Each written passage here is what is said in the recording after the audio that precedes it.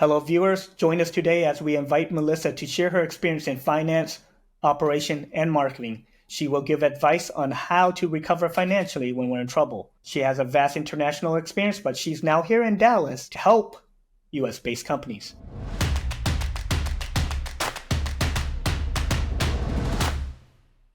Welcome to Business Consulting Simplified. Today we have Melissa Salih, who specializes in providing business and operation consultation services to businesses who are looking to take the next step. Hi, this is Melissa Salih. I have multinational background and I also do some interesting companies. I currently own a pole dance studio in Hong Kong. It will start in 2019. And then my last name, Warren has problem pronouncing. I was actually born in Thailand, raised in Hong Kong, and now I end up in US. Well, if you want to find out more about Melissa and how she can help you with your business, tune in. Melissa, why don't you tell us about what you do and what are some of the services that you offer to other businesses? I'm doing consultation service for businesses that are looking for the next step. Area that I can provide advice and suggestion is business operation, financial related, a bit of business legal advice and business development, how to do your branding, all that.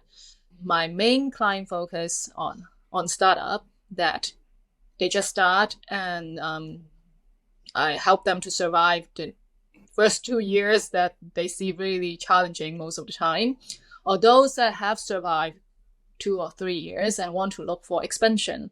Then I'll tell them that which area they should focus on, and I even involve in some of the fundraising process to help with the forecast of the company, also the pitch deck that they provide to the potential buyers as well.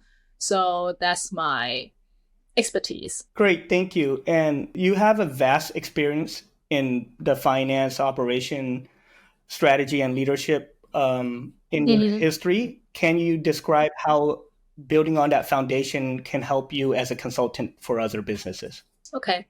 Well, first start off, I was just like any Asian, focus on finance, economy in university. So obviously, I graduate as a business student from University of Toronto, and after that, I was sending out all my resume to all the Big Four as an auditor, and surprisingly, it was KPMG in Singapore that accept me. But so I was like, okay, I'll just take it, then I can just enjoy my graduation trip and not to think about anything, even though I've never been to Singapore and I was in Toronto, so it's a complete different background, weather whatsoever.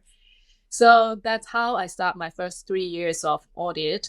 And I was in listed company groups, which that's helped me with all the financial projection, consolidation, all that matters that people are looking for when they're asking for fundraising. And also because of that, the client base I was working on is all the way from supermarket, grocery store to painting to ink, real estate. So it's a vast background of client base. And that provides me one thing I like about audit. I do not like the crazy working hours. That's why I'm no longer an auditor. However, I love audit in sense of I can go into all these different business models and look at how all this business gets successful. So what are their internal controls? What are their strengths? What do they do to get to that point? And all this are very variable for people that have never do business. And I realized that because my dad is entrepreneur, we always have family business. So actually my first job was helping him in China to set up a medical device company. That is completely out of my reach too. But you know what? I'm not a medical expert. However, setting up business, I just need to make sure I get all the good point from all the successful business and go into a new business and ensure that they follow all the rules and not making too many mistakes. And then, so all this variable experience that I learned from the portfolio of my audit clients help the startups to start easier and to not die so soon. Especially a lot of the startup founders, they come into the business with all enthusiasm, because the reason why they start a business because they see the potential, they do what they like. So enthusiasm and passion is not something they lack of. But most of them don't have business background. So they'll go in and find out that, oh, I can't pay the rent. I do all this and I can't even pay myself, something like that. So I can go in and tell them that, okay, this is your passion. However, do you ask or do some research on what your client really want? Who are your client? Who are you trying to sell to?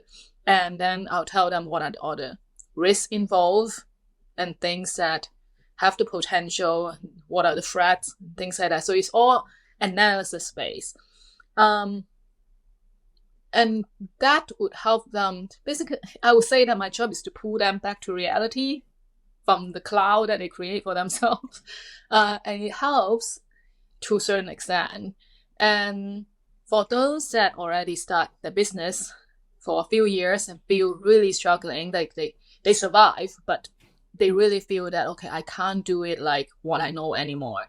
I need someone to come in professionally to tell me what next. And I'm looking for investor as well. So this is another area that I'll come in and then talk to them in a language they understand and tell me what they want to do. And I change that into the presentational language that professional financial background or investor, angel investor, they're looking for. Basically, I'm the bridge of like communicating with both sides and help them to get the deal done. And once they come in, then I'll help a bit on implementing the expansion as well. Depends on how far they want to go. But usually they'll bring in their own finance teams, and I'll be hands off from that. Okay, thank you. That was a lot of great information. So, what would you say is the most overlooked challenge when you are opening a business? A lot of people see cash flow, but not revenue. That's the problem. So I had an experience with a client that they got this commodity at a very low price at the beginning. So they asked everyone to pre-order, right? And then that commodity will only be ready in, let's say, 3 months' time or 6 months' time. And then they will deliver. So because it's a really good product, everyone then put in the money to do the pre-order. And then the owner see that as a revenue instead of a cash flow. Because from a finance point of view, that can only be considered as revenue when your products are delivered. Whatever pay now is actually for these products after. But he see that as immediate revenue and he go ahead and spend it. Mm. And then when the problem comes is when the commodity is finally ready to be delivered, the price of them change because of demanding, because of foreign currency differences and things like that. At the end, what people pay is actually either a very small margin or making a loss. And then he get into huge financial problem because now you can't deliver. And then people will be like, come on, I pay already. Where are my products? Then to save the business, he deliver, but then he himself take a big hit. And because he spent money on other expansion marketing things already, he immediately go into a cash flow problem. So that is something that I told him if I were there, I wouldn't let that happen because you should have part that money aside and you should take into all this consideration of what if the foreign exchange change, and or maybe when they pay, they should pay in other currency or something like that. You should calculate all that in. So another issue also is they calculate their margin wrong. And when they think they make a profit, they're actually not making a profit. and then they freak out when things really happen. Yeah, I think that would be the main issue with most startup business, that because they don't know what numbers to look for, and they don't know, they thought they know, but actually they don't. And at the end, it creates a huge issue to the owner, especially I was in Hong Kong. Rent is really expensive. And basically, that is like a fixed cost every month you need to cover. That takes up like 50% of the whole expenses. So once you get into cash flow issue, you may immediately lose your business because of that. So I think that was the most challenge of a lot of the startup. So having the mental fortitude to understand the difference between revenue and cash flow, you can mitigate some of that issues. What would you Mm-hmm. say if a company that was in trouble, they already spent some of that cash flow?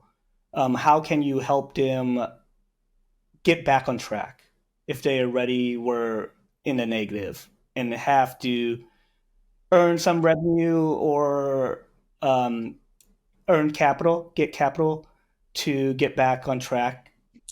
Well, luckily is that was not his single product, so he still have other product going on.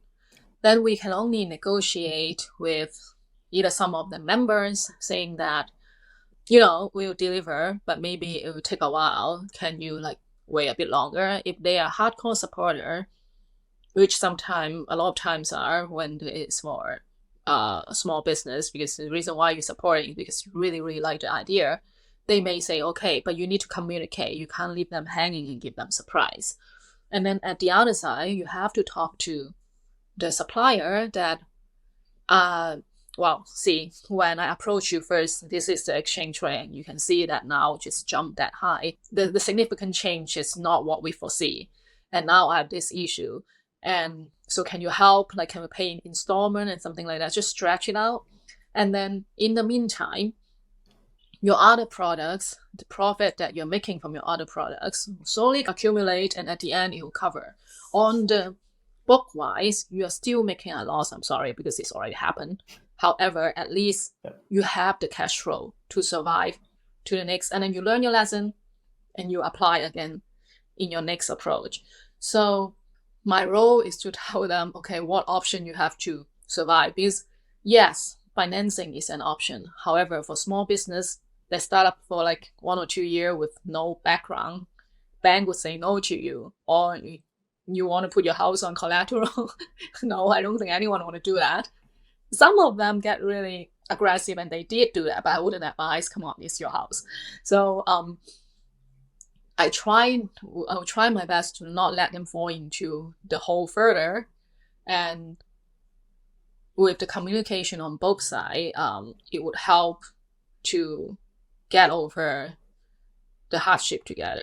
Because to be honest, business is not just by yourself. With your partners, customers, suppliers, is all one big pool, and then you have to communicate with them and make sure that everyone on the same page. And instead of trying to hide something, the more they know about it, at the end, actually they would like to help. So everyone actually is in a collaboration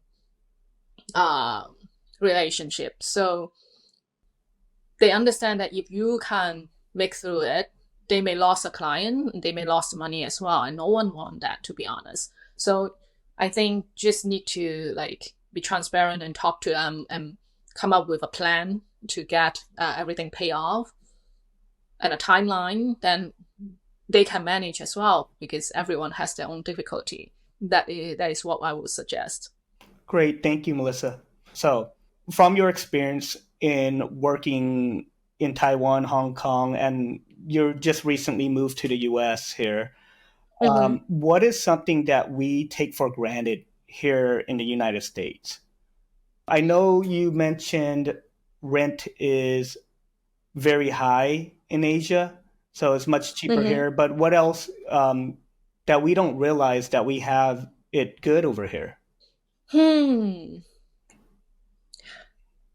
The freedom, I think you have the scope of creativity much bigger here. Back then, Hong Kong has a lot of creativity when it comes to marketing, commercial wise, artistic ideas, and all that.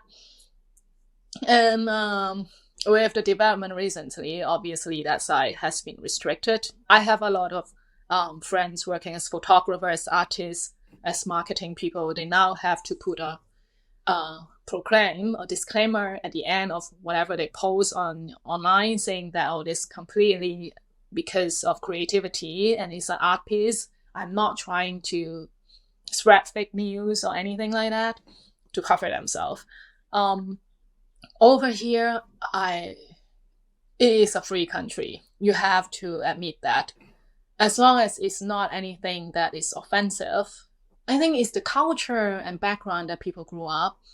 They are there to dream. That one thing about here I feel is everything is possible as long as you think that you can do it. That is a very strong feeling that this country gives me. And which means you have a lot of potential, and you, as long as there are opportunities, you grab it and you think it through, it will happen. So I would say that helps a lot. And of course, yeah, I'm not sure about rents I believe rents in New York and Chicago are way much higher than Dallas, Texas. So it's a it's a different mindset. And then you can look more into long term instead of short term, because of the high fixed costs, a lot of time you can't help but you're just chasing every month cash flow. And in that case, you won't be able to see the big picture and really plan what happened in the next 1 year, 2 years, 3 years. With the uncertainties in the past few years, of course, this add to the challenges. But now we're out of the pandemic, I think it should help. But at least, yeah, it's the chasing money mindset that is not as crazy here, that help you to really look at your planning, your business plan in the long run, which is much more healthier and sustainable in a way, instead of you just trying to make it every month. Yeah. So I think that would be the creativity here, and able to really focus on what you want to do and what you want to be, and the potential in it is what I see difference here. Yeah. Awesome. So we have the flexibility of creativity as long as we have a plan. Mm-hmm. Mm-hmm. Yeah. But thank you. So you've talked about creativity. Have you ever been able to use your creativity in any of your ventures? Oh, of course. I help on a lot of marketing. uh, so when I was working for the wine concept company, I was a financial. I shouldn't be involved in marketing. However, because it's a startup, you do whatever to make it work. So I was, and then because my team was, except me, they all speak English and can only read and type English. So when it comes to the local customer or customer from China, I have to help with the posting of social media, the content and all that, which I learned a lot and great. I appreciate it. It's getting to my pocket of what I can offer.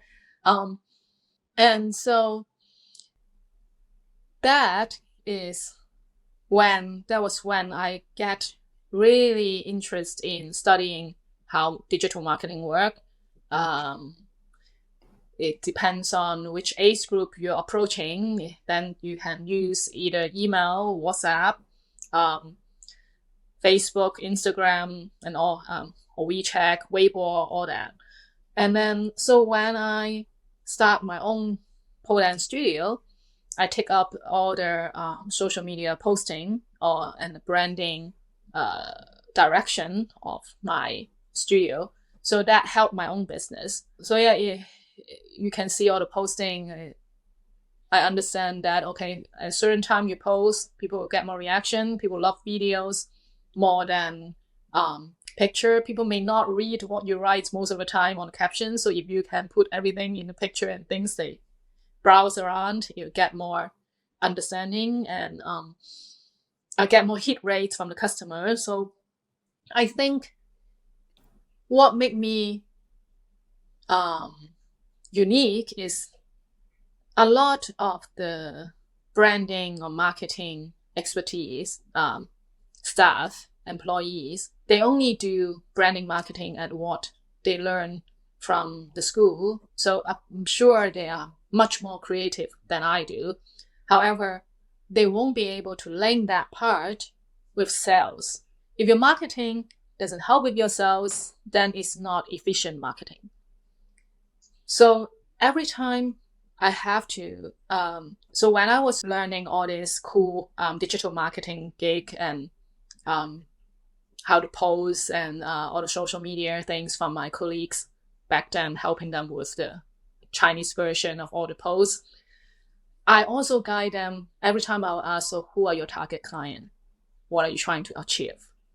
So maybe if you add this tagline, you get them to purchase immediately. You want impulsive purchasing. Whenever you are a business, you want people to just buy without thinking. Maybe it's better to add a payment link directly so they can click, give them some action to follow up with. And it's a direct connection between the money you spend on marketing to the income.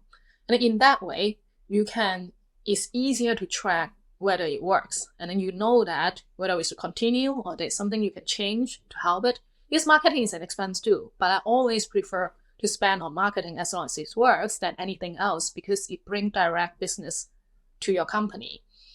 So that is, I learned the creativity, but I also try to put into my finance background to make sure that creativity brings in money. Money is king. So it's okay to be creative as long as you have a plan.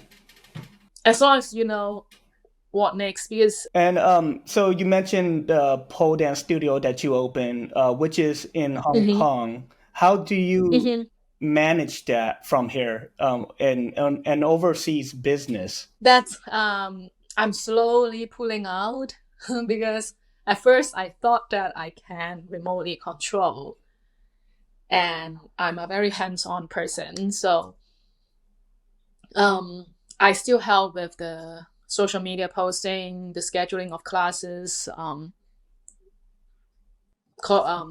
coordination with instructor, customer service with students. So all these things that you can help remotely, I'm still doing it. But I'm slowly pulling out because I realize that a lot of things that you need to be physical there, I can't, like maintenance of the studio, make sure that it looks nice, and make sure have the really physical contact with instructor, help them to film. Yeah, I do filming as well. That's another creativity part I learned from my previous job.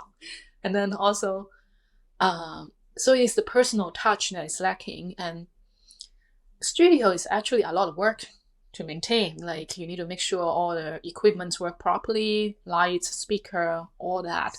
And when you are physically there, if anything happen, emergency, you can just run there and get it fixed. But with the distance, you can only sit there and waiting for it to be fixed. And then after a while, I feel like this is really stressful for me because given that I'm a hands-on person, I just can't really control it anymore. So I'm in a state of transiting out of it. The order, thanks to COVID, we are so used to all these, virtual things, things that you don't need a business trip to achieve. You just do remotely. Yeah, that sort of helps. Awesome. That's a very creative and unique venture. What made you get into, or what made you want to open a pole dancing studio? That is a long story.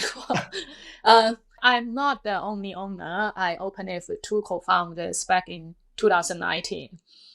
The reason why was I have been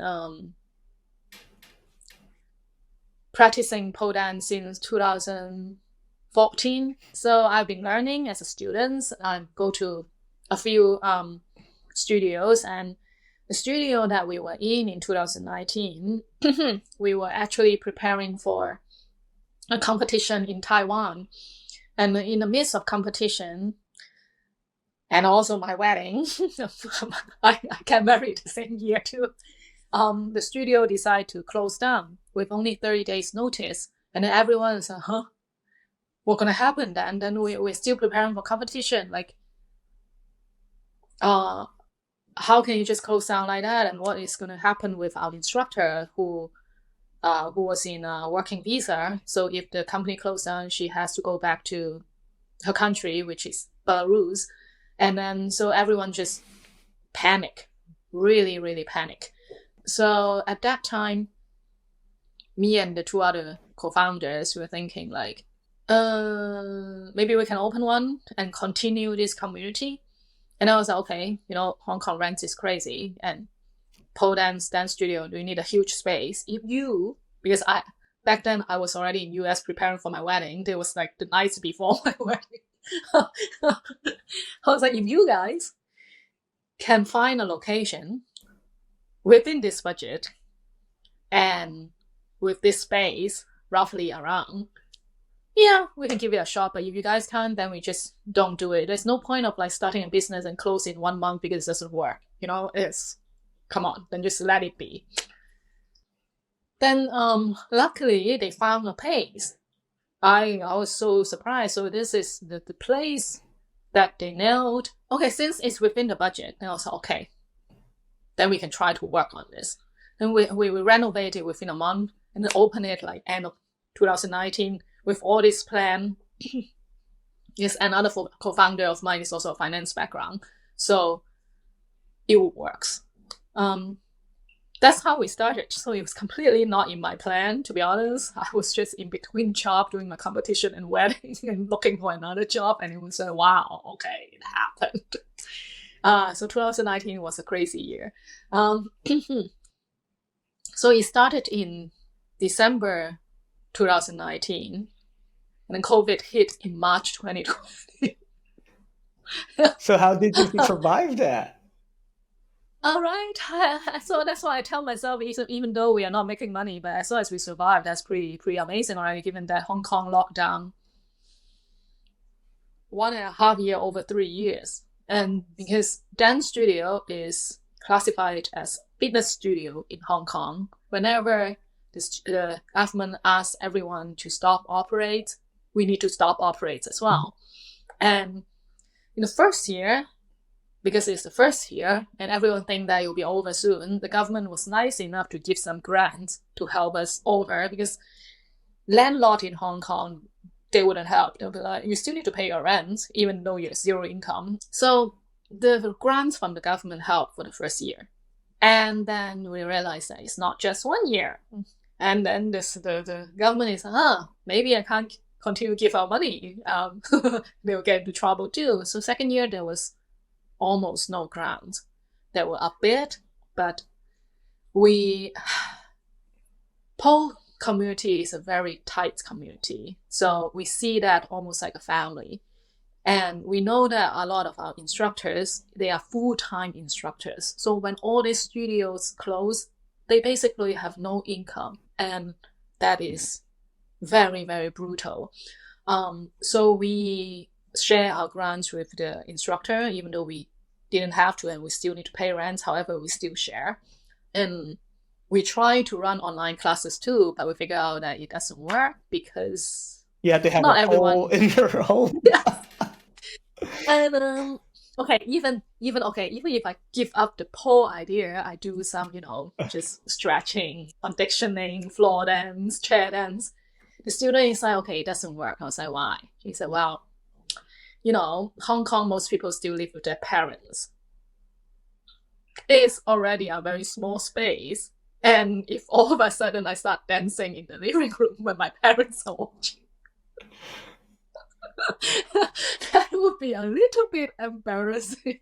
Invite your parents to join with you.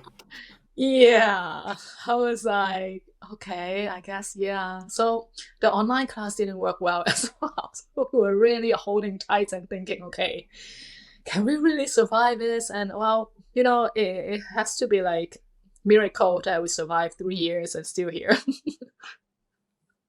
So yeah, that was the whole story. Sort of brutal. Yeah. You survive a tough time. And now, actually, it is pretty tough for businesses and other business consultants. The present economic landscape is pretty tough. What is one hmm strategic advantage that businesses should consider to gain an advantage when times are slow like this? I would say, so when economy is good, a lot of people would think that, oh, if you can open a business, I can open a business too. Like, everyone doing so well, you just open, even though it's doing exactly the same thing. And at the end, when economy is bad, they go into price competition, and that is something that you should really, really avoid, because price competition not just hurt yourself, it hurt others as well.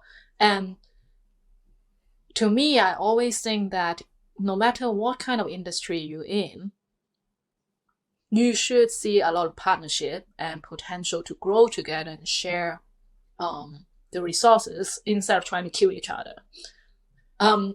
Healthy competition is great because it helps everyone grow, but charging like offering free class or even charging like really low price close to cost, it doesn't achieve anything. In the long run, it's not sustainable. So I think at this moment when things are difficult, you should really see whether you can collaborate with partners that share the same resources as you. For example, if a dance studio is next to a fitness studio, they have similar customer base. It's people that want to do healthy things together. And if they also have community base, why not collaborate? If you don't want to be like, oh, merge and become one whole company because of, I don't know you and you don't know me, maybe we can have some collaboration together. And it helps when both of them using the resources to promote one business as a whole to one target customer, it helps. It brings customer to both sides.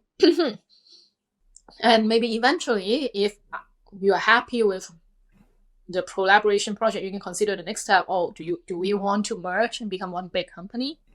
The bigger the company is, you can take good use of economies of scale and go to the next step. Or even for those that not even like such a close similar customer base. For example, we always partner with fitness clothing, healthy drink, meal plan company. Is again a similar customer base. We can promote their product any way they can promote ours. The best promotion that gives you the most loyal customer is word of mouth. So that is one way to create a community and survive together and get to the next step. So I would say instead of thinking of with the uncertainty in economy, people will be like, very hesitate to open a business or do expansion. Then maybe this is a best time to find partners to work with you and then go through this together. So expand without really putting money into expansion. Yeah, because you don't want to get that risk, right? Then maybe that is a better way to do. Sharing economy is, I think, something that is new, but you kind of twist it to use in your own way. I learned that from Airbnb, when Airbnb was a huge thing. Awesome. Thank you. Melissa, what are some unique ways a business can get access to funding? Funding, unique way. Well, since my experience is mainly with small business, I'll always say having a partner in business is always better. First of all, more money, 3 people instead of one. Second of all, you have two or three brains to use instead of one, especially when you plan everything yourself, everything looks perfect. But if you have a few people with different background and objective, you can keep and perspective, you can keep all the decision more objective and more. You can see a better complete picture instead of your way, and taking all the risk and responsibility yourself. That is so get more partners, get more funding, and also after a few more years, you can consider if you want to crowdfunding to raise the fund. Especially if you have a good customer base, you can see what can be done that way. Maybe if you can set a limit of how much money they put in, then they have some special privilege benefit. That is another way. Of course, you always suggest financing from the bank over capital financing because you don't want to dilute it, the ownership, and get complicated on decision making. However, for small business that have only 2 or 3 years background, bank these days are very, very hesitate to lend money to, or they'll ask for high interest rate or a crazy payment term.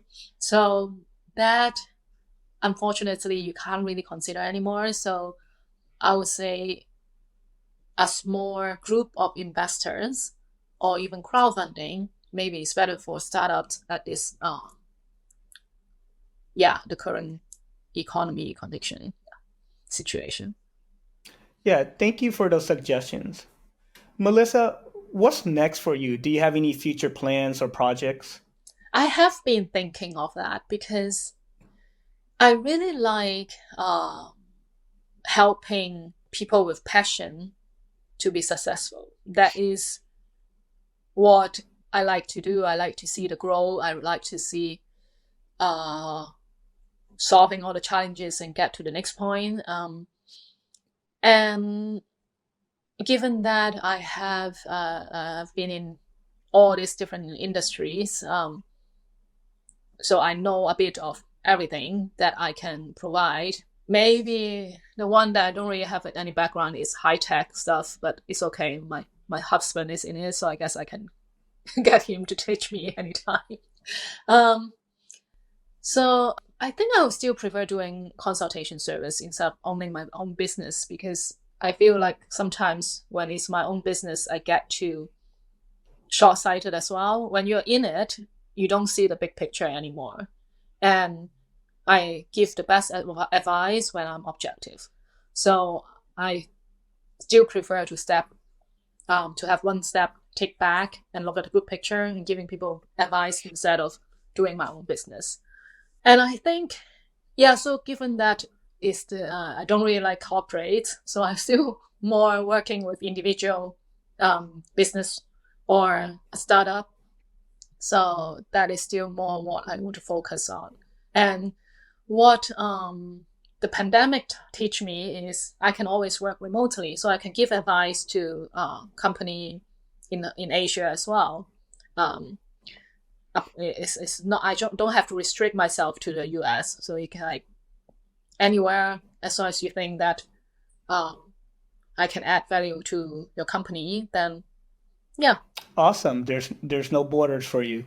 No. Melissa, if somebody wanted to reach out to you, how can they do that? I just update my LinkedIn, so I think that's the best place. I answer my LinkedIn, and then it has my email there as well. So I think that would be best. I haven't updated for the past 3 years.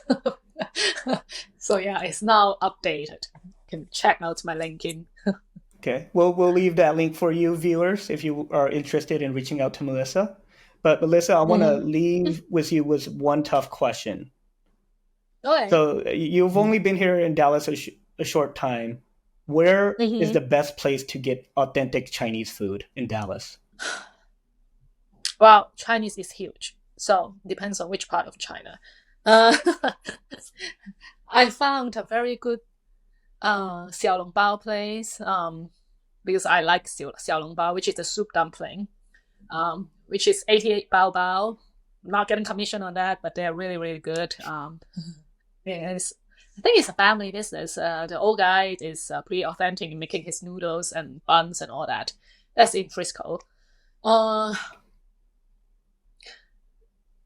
Apart from that, I haven't tried anything that I would say authentic yet. Okay. If you want good Peking duck, I like the Bamboo House in Plano. Yeah, I think that's the Peking duck. Actually, I think is better than any that I taste in Hong Kong. That's how good it is. Wow. Yeah. I was like, wow. It present differently, but as long as it tastes good, I don't care. Yeah, I'm a big foodie too, so actually it's not a difficult question, it's an easy question for me. Yeah, China is big, so it depends on what kind of food you like, spicy, not spicy, soften, often, all that. Dim sum, I haven't had to any authentic one yet. My parents in town, actually, we're having dim sum later, so I'll let you know if the one I go to is good. And I love Mexican food. So actually, I'm very happy that I'm here. I can't get any authentic one in, well, Mexican is going to tell me that this is not authentic. This is Tex-Mex. But hey, it's already way much better than those in Hong Kong and way much reasonable price. Tex-Mex there is fine dining price. Maybe that's your next opportunity in Hong Kong. Yeah. Tex-Mex restaurant that is affordable. Well, with the rents there, it will never be affordable. Well, Melissa, Yes. I appreciate your time. And thank you, viewers, for watching today and getting to know Melissa. So, as you see, there are no borders that can keep you from doing businesses. So, thank you for watching. Tune in next time. Thank you. Thank you, viewers, for joining us today to get to know Melissa. If you would like to reach out to her, click on her LinkedIn. Please leave a comment on what you think of today's episode or what you would like to see discussed in the future.